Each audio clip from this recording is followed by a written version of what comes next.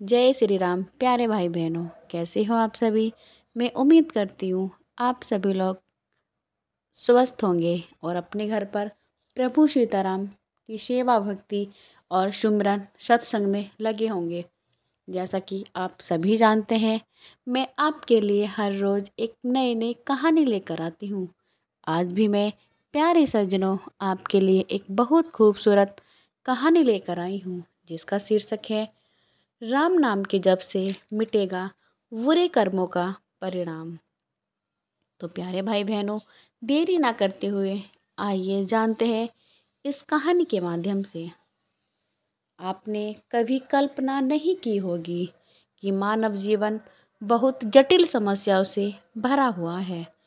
इसमें इतने सुख हैं और इतने ही दुख हैं जिसकी कल्पना नहीं की जा सकती, जिसकी गहराई नहीं नापी जा सकती कि दुख कितना गहरा है और सुख कितना गहरा है। लेकिन ये वास्तविक बात है कि जितना समय सुख का होता है, उससे कहीं अधिक दुख का समय होता है। आपने सोचा होगा कि आप कई बार ऐसे परेशान हो जाते हैं अपने किए हुए कर्मों से कि कुछ ऐसा क्रम बंधन ऐसा फंसा हुआ है कि आप उसकी तुलना नहीं कर सकते किसी से। क्यों? क्योंकि ये जो क्रम प्रावधान है, ये कुछ पिछले जन्मों का भी होता है जो आज आप भुगत रहे हैं। मान के रखिए कि आपने पिछले जन्म में जो भी कुछ ऐसा कार्य कर रखा है जिसका भुगतान आपको इस जीवन में करना पड़ रहा है। जो इस जीवन में आप कर रहे हैं वो आपके आने वाले समय में आपको मिलेगा। जैसे कि आप वर्तमान समय में कोई भी गलती कर रहे हैं, किसी भी तरह की गलती कर रहे हैं, वो 5 इंद्रियों में से किसी भी प्रकार की गलती हो, आने वाले समय में वह गलती आपको बहुत दुख देने वाली है। लेकिन ये समय भी निकल जाएगा। एक अच्छा समय आता है, बहुत अच्छा समय आता है जिसकी आप कल्पना भी नहीं कर सकते। वो समय होता है जब आप परमात्मा का सुमिरन करते हैं, प्रभु श्री राम का ध्यान करते हैं। देखो प्यारे भाई बहनों, समस्याओं से निकलना आसान होता है, लेकिन जो मानव बुद्धि है वो तर्क वितर्क करती है, बारंबार उसे 2 रास्ते निकाल कर रख देती है। उसके सामने हर बार 2 रास्ते निकल कर रख देती है, हर बार कि इस रास्ते पर भी जा सकते हैं और इस पर भी जा सकते हैं। मानव बुद्धि में जो ये मानव फंसा हुआ है, तर्क वितर्क की इस दुनिया में फंसा है, इसको चाहिए कि परिणाम अच्छा होना चाहिए। ऐसा हर बार नहीं होता।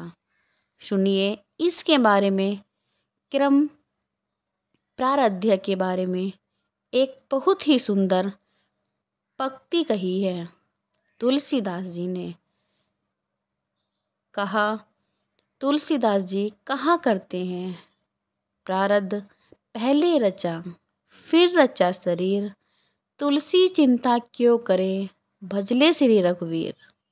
इसके बारे में बहुत ही सुंदर पंक्ति लिखी हुई है।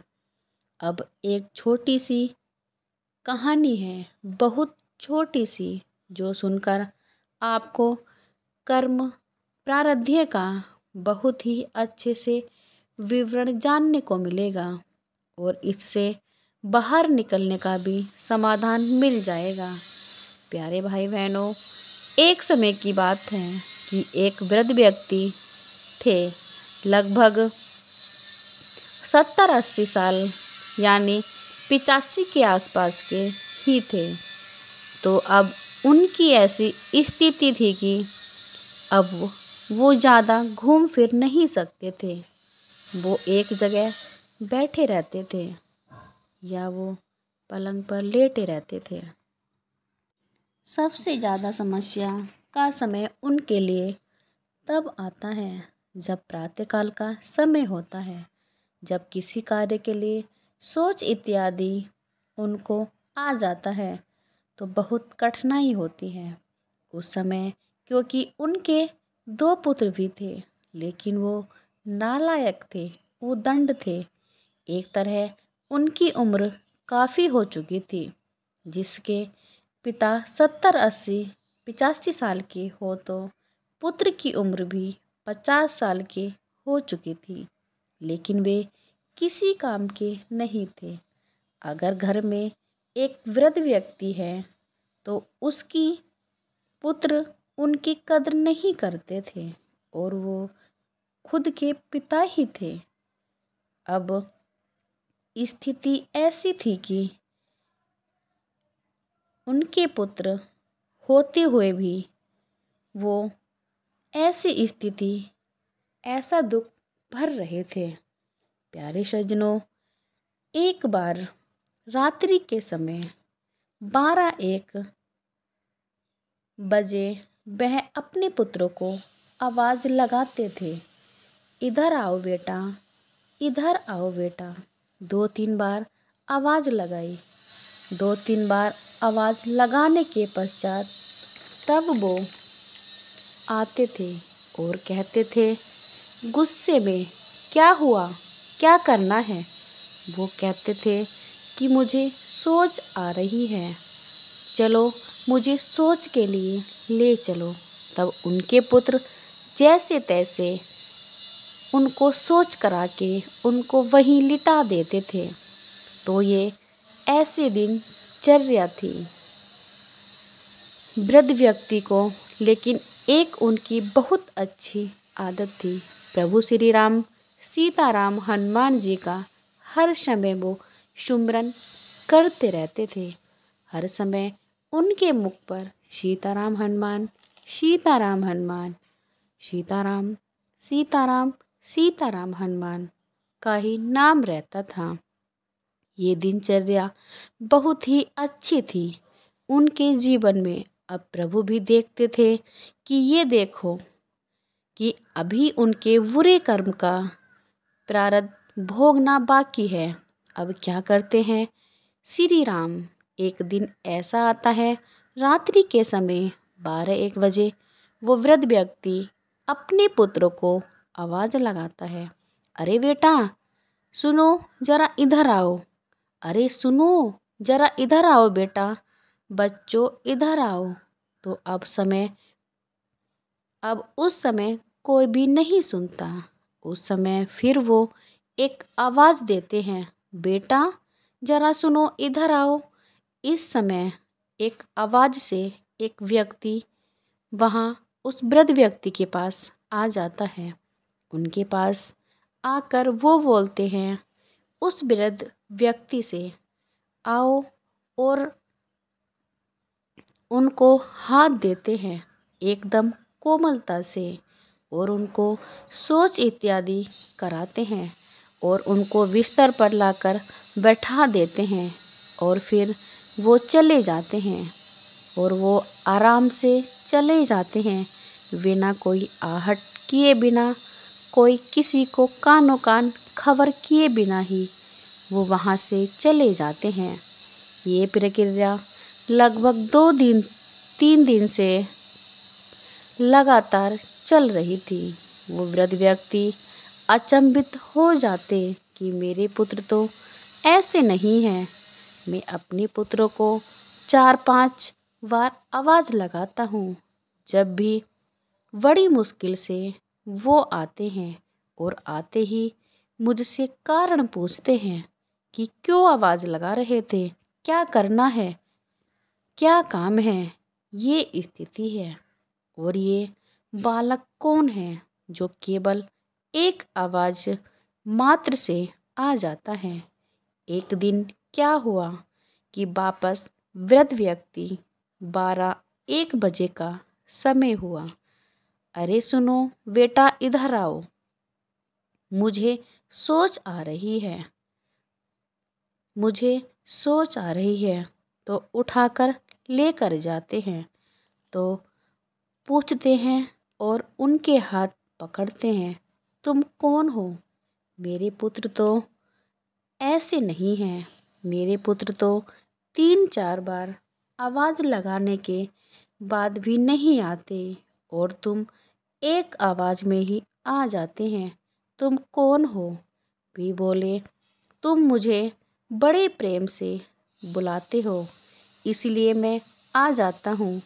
वे उनके सिर पर हाथ रखते हैं, हाथ रखते ही उनका दिव्य स्वरूप दिखने लगता है। प्रभु श्री राम का प्रभु श्री राम का दिव्य स्वरूप सामने आते ही वो कहते हैं, हे प्रभु, मेरे इतने बुरे कर्म हैं कि मेरी कोई नहीं सुनता है और मैं आपका नाम भी लेता हूँ, फिर भी मुझे बुरे कर्म भुगतने पड़ रहे हैं। ऐसा क्यों? ये कर्म आपसे भी बड़े हैं क्या? वो कहते हैं, नहीं, ये कर्म मुझसे बड़े नहीं हैं, लेकिन ये कर्म का प्रारब्ध ऐसा होता है कि आपको भोगना ही पड़ेगा, चाहे वो अच्छा हो कर्म हो, चाहे वो बुरा हो। अगर कर्म अच्छा है तो अच्छे रूप में आपको भोगना पड़ेगा, अच्छी संतान प्राप्त होती है, अच्छे संस्कार वाले आपको पुत्र प्राप्त होते हैं। बुरे कर्म होंगे तो बुरे कर्म भुगतने पड़ेंगे, लेकिन ये कर्म धर्म के मार्ग से मैं आपको बाहर निकाल सकता हूँ। वो एक मार्ग है कि मेरे नाम का जाप करना, मेरे नाम का सुमिरन करना। अब कर्म भी 3 प्रवृत्ति के बताए हैं। एक मंद प्रवृत्ति का कर्म होता है और एक तीव्र प्रवृत्ति का कर्म होता है और एक तीव्रतम प्रवृत्ति का कर्म होता है। मंद नाम के कर्म हैं जो राम नाम के जाप से ही कट जाते हैं। जो तीव्रतम होते हैं, बहुत तीव्र, जो बहुत भयंकर बुरे कर्म किए हैं, वो कर्म किसी न किसी प्रकार से भोगने ज़रूर पड़ते हैं। लेकिन इतना ज़रूर है, राम नाम के जाप पर सहारा लेकर उसे कहीं ना कहीं कम भी किया जा सकता है, उसमें मिलने वाला दंड को कम किया जा सकता है। तो ये विधान है कर्मों का, लेकिन कर्मों से छुटकारा पाया जा सकता है। राम नाम के जाप का सहारा लिया जा सकता है। राम नाम के जाप से आप हर तरह के कष्ट, चिंता, संकट, बीमारी से छुटकारा पा सकते हैं। ये आप और हम संसार में रहते हैं, उस प्रभु के नाम को विधान से समझ नहीं पा रहे हैं कि हम फंसे हुए हैं बुद्धि के तर्क वितर्क में। बुद्धि ऐसा फैसला देना चाहती है हमको कि बुद्धि ऐसा साक्षात्कार हो कि हम प्रभु के साक्षात दर्शन कर लें। लेकिन प्यारे सज्जनों, क्या आपने कभी सोचा है कि हमारे कर्म कैसे हैं? हम कर्म के अनुसार ही प्रभु के दर्शन कर सकते हैं। अगर हमारे कर्म अच्छे हैं और अगर हमारे कर्म अच्छे नहीं हैं तो हम प्रभु के दर्शन कैसे कर सकते हैं? तो प्यारे सज्जनों, मैं आपसे यही कहना चाहती हूँ कि अपने कर्म अच्छे करो और प्रभु सीताराम की जाप करो। फिर देखना आप अपनी ज़िंदगी में खुद बदलाव देखोगे और प्रभु सीताराम के नाम के जाप से आप हर समस्याओं से छुटकारा पा सकते हैं और अपनी ज़िंदगी को सुखी जीवन बना सकते हैं। तो प्यारे सज्जनों, मिलते हैं आपसे नेक्स्ट कहानी में। तब तक के लिए अपना ख्याल रखना और साथ ही साथ में आपके अपनों का भी ख्याल रखना।